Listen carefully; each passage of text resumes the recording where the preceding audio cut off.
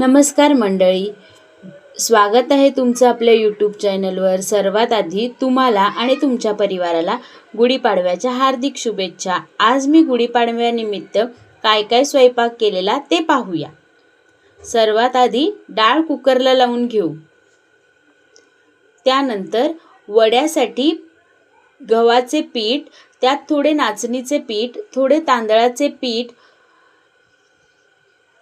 त्या साईडला डाळीच्याही शिट्ट्या होत आहेत। आता पिठामध्ये हळद मीठ घालून पाण्यासोबत मळून घेऊ। पीठ थोडा वेळ तसेच झाकून ठेवू। डाळीसाठी लागणारे साहित्य आपण एकत्र करून घेऊ। काही मसाले, कांदा, टोमॅटो, लसूण, कोथिंबीर। आता डाळही छान शिजली आहे, तर आता फोडणीची तयारी करू। फोडणीसाठी एका टोपात थोडेसे तेल, राई, जिरं हे घालून फोडणी देऊ। नंतर त्यात ठेचून घेतलेला लसूणही घालू।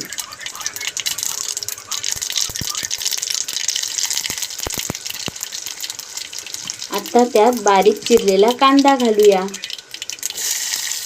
तो चांगला नरम होईपर्यंत ढवळूया। कांदा नरम झाल्यावर थोडंसं हिंग आणि बारीक चिरलेला टोमॅटो आणि आपण एकत्र केलेले मसाले घालून घेऊ। त्यात मी मीठही घातलंय, शिवाय मॅगी मसाला एक छान चव येण्यासाठी। आता उकडून घेतलेली डाळ घालू। डाळ चांगली हलवून घेऊ, म्हणजे ती चांगली एकजीव होईल। वरून कोथिंबीर घालू। झाली आपली डाळ तयार। स्वयंपाक करताना एक छोटासा कॉफी ब्रेक। इन्स्टंट कैरीचे लोणचे करूया। त्यासाठी थोडे लहान कैरीचे केलेले तुकडे, त्यात काही मसाले, मीठ, हळद आणि सोबत राई आणि हिंगाची फोडणी। झालं आपलं इन्स्टंट लोणचं तयार। ची भाजी करू, तीही इन्स्टंटच। सुहाना पनीर मिक्समध्ये दूध घालून त्याची एक पेस्ट तयार केली। त्यानंतर लागणारे जिन्नस एकत्र केले, जसं की पनीर, मटार, टोमॅटोची पेस्ट आणि आपण सुहानाची केलेली पेस्ट आणि फ्रेश क्रीम। आता टोपात तेल घालून पनीर तळून घेऊ।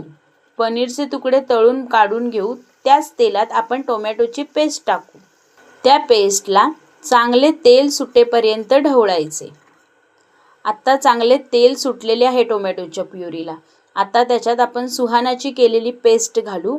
त्याच्यानंतर त्यात मटार आणि पनीर घालू। थोडी उकळी आल्यावरती त्यात फ्रेश क्रीम घालू।